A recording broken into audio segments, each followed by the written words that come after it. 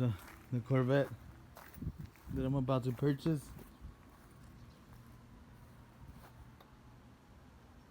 C5. Everything looks good on it. It just needs a good wash. Let's see if it's open. Oh, it's open. A little bit in the inside. Let's check it out. Stole the stereo. The seats look semi alright except this part right here. But that's cool though.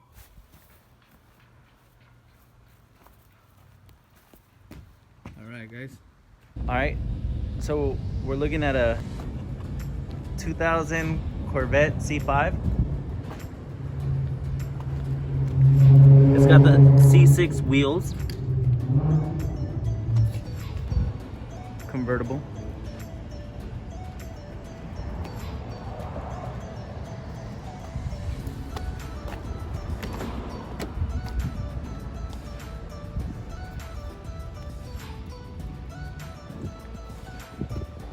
Picked it up a month ago.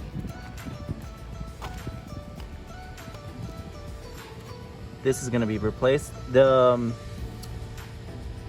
actually doesn't work at the moment. That's going to be fixed. The headlight door cover is actually going to be ordered soon. That one works. This one doesn't. When you turn on the lights, only when the motor spins. We are assuming it's broken. It's missing teeth. So we gotta open it up and change that gear wheel, because you can hear the motor working, but only that one opens up. Do it again. You can hear it. All right, go.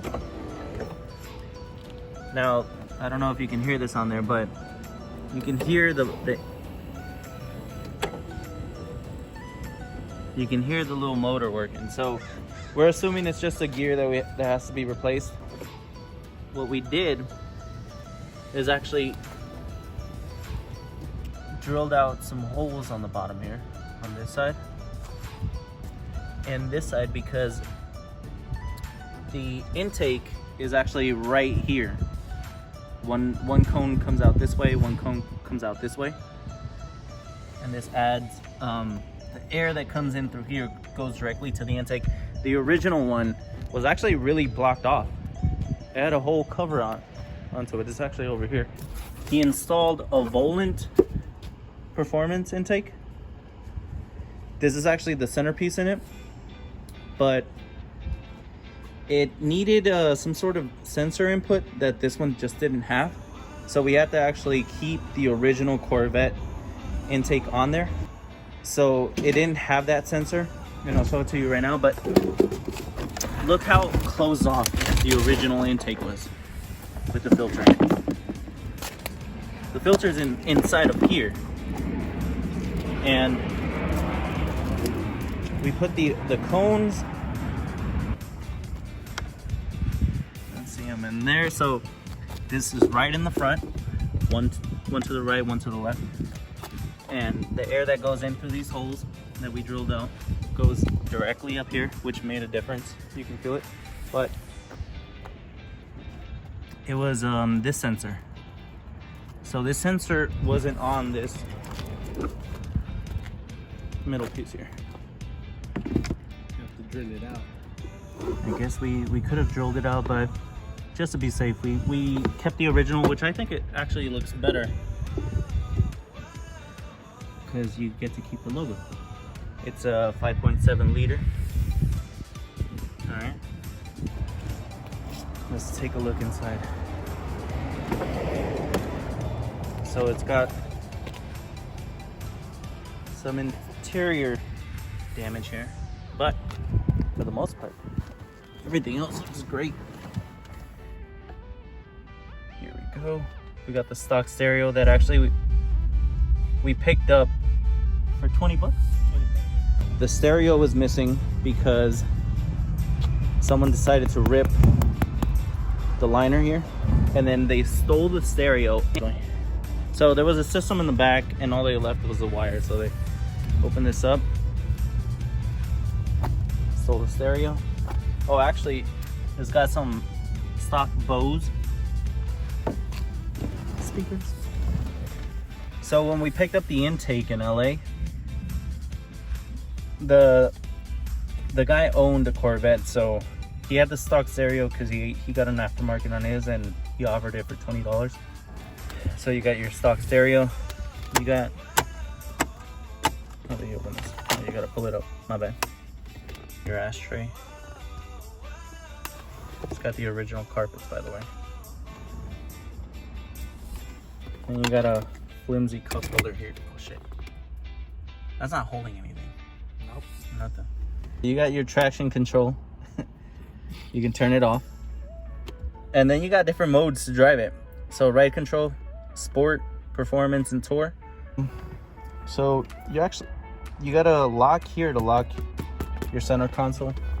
You can lock your glove compartment. Oh shit. Oh, this is what I didn't know. You open this, people for the most part think that you have to have this down in order to open it, but you pull up and then you pull out and up. And then you got your gas cap opener. It's got the Corvette logo, real big, nice and shiny. Okay, and this is interesting. I didn't know this. So in order to get the trunk open, there's a little trick. So you obviously open it. You come back here and you're like, holy shit, how can I get this open? But with air pressure, you close your door and watch what the trunk does. Pops right up. Look at that.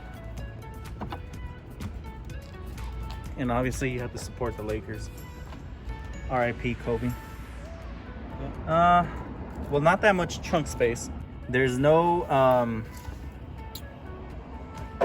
room for spares in here. In order to get the convertible top down, there's actually a button back here. It's right here, right behind the seat belt. I don't know if you can see that. The windows automatically go down. So I think what you do is you fold this. So you fold this up. I'm sorry, I've never done this before and I'm trying to do it one hand. So you pull this up. I'm trying to do this one-handed here. Then you can press the button again. It's right here again, right behind the seatbelt. You press the button, and let me show you the button. It's right there. And then you have to set this part down first. Hold on. I don't think I'm gonna be able to do this with one hand. So you pull this back very slowly. I can't do this with one hand. Okay, so I needed both hands to do that because you have to actually put the back windshield down first while holding this one up, and then you can fold the rest down, and then you just kind of release this down, and there should be a latch in the center, and you close it just like a regular trunk. There you go. You got yourself a convertible. Oliver, what do you think? And there you go, you got a convertible.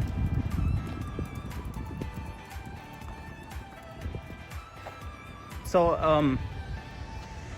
I'll show you guys videos of the way the exhaust, because he only got it a month ago. The only mod that he's actually done was the intake in the front.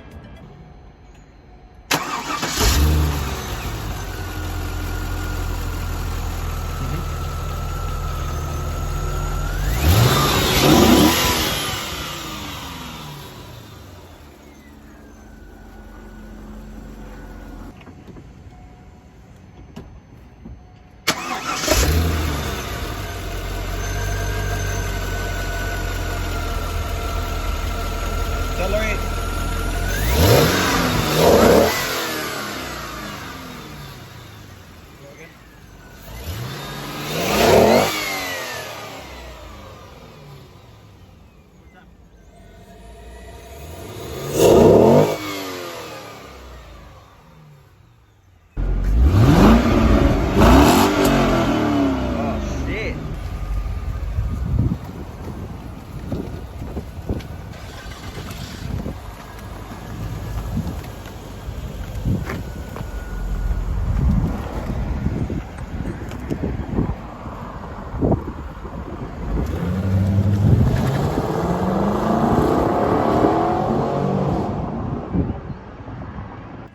I love this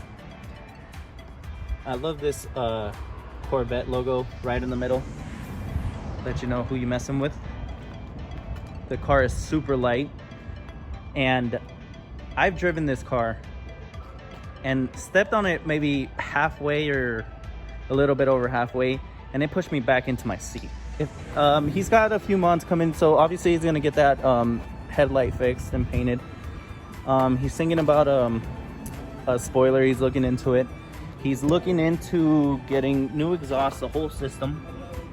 If and when these things happen, I'll be there to record it, hopefully, and I'll give you guys an update. Okay.